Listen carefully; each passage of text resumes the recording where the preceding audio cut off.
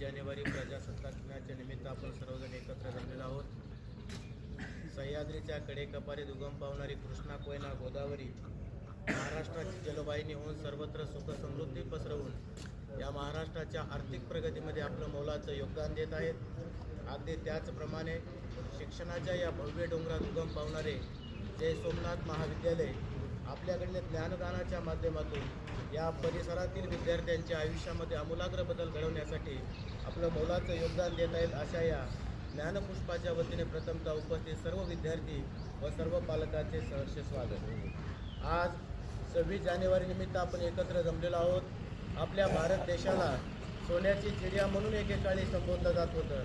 म्हणजे आपल्या भारत देशामध्ये मसाल्याच्या पदार्थाचं उत्पादन मोठ्या प्रमाणात होत असल्यामुळे आपला भारत देश आर्थिक संपन्न होता।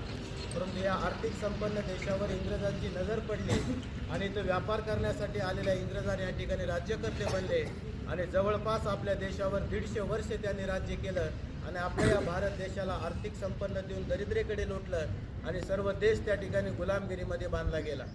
या गुलामगिरीतून मुक्त होण्यासाठी आपल्या भारतातील क्रांतिवीरांनी महामानवांनी आपल्या आयुष्याचं बलिदान दिलं आणि 15 ऑगस्ट 1947ला या भारत देशाला स्वातंत्र्य भेटलं।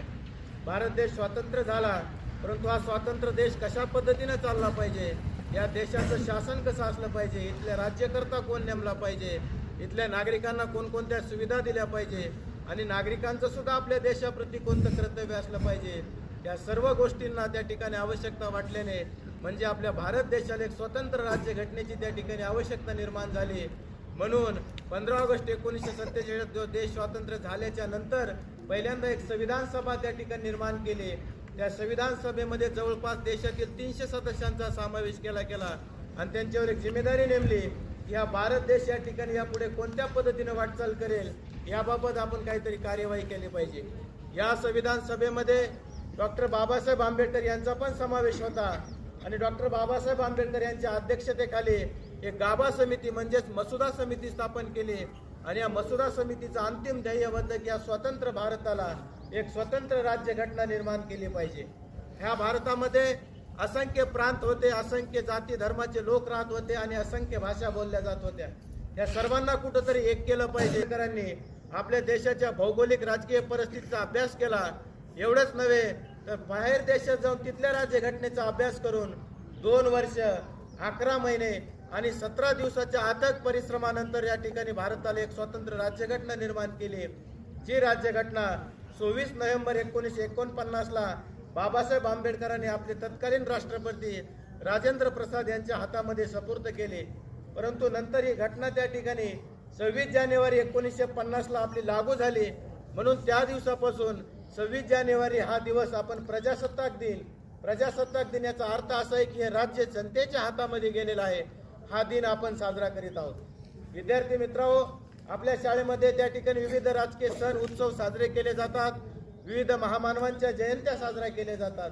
या सर्वांमधून काहीतरी आपल्या आयुष्यामध्ये शिकण्यासारखी गोष्ट आपण घ्यायला पाहिजे। या जगामध्ये अशी कोणतीही गोष्ट नाही की ती प्रयत्न केल्यानंतर मिळत नाही। असाध्य ते साध्य करिता सायास कारण अभ्यास तुका म्हणे, कण रगडिताही वाळूचे तेल गळे, एवढं सामर्थ्य त्या ठिकाणी प्रयत्नामध्ये आहे। पण हे प्रयत्न माणूस केव्हा करू शकतो, ज्यावेळेस त्याच्या अंतःकरणामध्ये ती झटण्याची जिद्द निर्माण झाली पाहिजे। एक स्वप्न त्याच्या मनामध्ये पडलं पाहिजे, आपल्या आईवडिलांचं स्वप्न पूर्ण करण्याची धमक त्याच्यामध्ये पाहिजे। 400 वर्षापूर्वी असंच एक स्वप्न महासाहेब जिजाऊ आणि शहाजीराजे भोसले यांना पडलं की आपल्या या मातीचे स्वराज्य निर्माण करायला पाहिजे आणि स्वतःचं स्वराज्य पाहिजे। हे स्वप्न त्यांनी आपल्या बाल शिवाजीला बोलून दाखवलं। छत्रपती शिवाजी महाराजांनी हे स्वप्न त्या ठिकाणी ऐकलं, फक्त मनामध्येच त्या ठिकाणी पाहत न बसता ते प्रत्यक्षात उतरवण्यासाठी वयाच्या 17व्या वर्षी रायरेश्वराच्या मंदिरामध्ये हिंदवी स्वराज्याची शपथ घेतली। आपण ज्या परिसरामध्ये राहतो तो परिसर म्हणजे अतिशय घनदाट जंगल आणि उंचची उंची डोंगर, या सह्याद्रीच्या रांगामध्ये त्यांनी या 11 डोंगराचा आणि जंगलाचा फायदा आपलं स्वराज्य निर्माण करण्यासाठी या भौगोलिक परिस्थितीचा फायदा घेतला।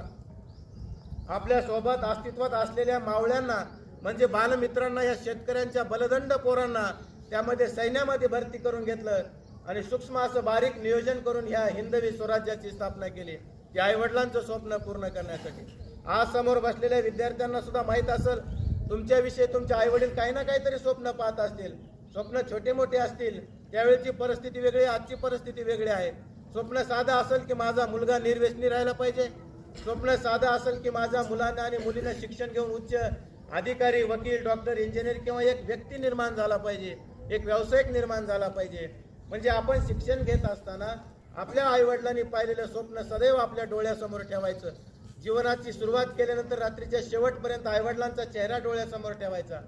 जे नाही घडलं तर घडलं, परंतु आपल्या जीवनामध्ये पाऊल वाकडा पडणार नाही याचं त्या ठिकाणी सामर्थ्य लक्षात घ्यायचं. आईवडिलांचं नाव उज्ज्वल झालं पाहिजे, शाळेचं गुरूंचं नाव उज्ज्वल झालं पाहिजे, यासाठी अवरात्र मेहनत करून अभ्यास करायचा. आता तुम्हाला सांगणार नाहीत कारण मोबाईल आम्हीही वापरतो, परंतु या काळाच्या ओघामध्ये शक्यतो मोबाईलपासून दूर राहिलं पाहिजे. आणि आपल्या आईवडिलांनी आपल्या रक्ताचं डांबर आणि हाडाची खडी तयार करून हा जो महामार्ग आपल्यासाठी निर्माण केलेला आहे, यावर चालताना सतसत विवेक बुद्धीने स्वतःला पटल असं लय काय आपल्या बुद्धिमत्तेच्या बाहेर, क्षमतेच्या बाहेर विचार करायचा नाही, परंतु आपल्या वागण्यातून आपल्या आईवडिलांना त्या ठिकाणी इजा पोहोचणार नाही, त्यांचं चारित्र्य हनन होणार नाही, त्यांना समाजात कोणी नाव ठेवणार नाही. एवढ्या साध्या सरळ सोप्या त्या ठिकाणी आवश्यक बाबीचा विचार करायचा आणि आपलं मार्गस्थ त्या ठिकाणी जीवन जगायचं. अभ्यास करा, यशस्वी व्हा.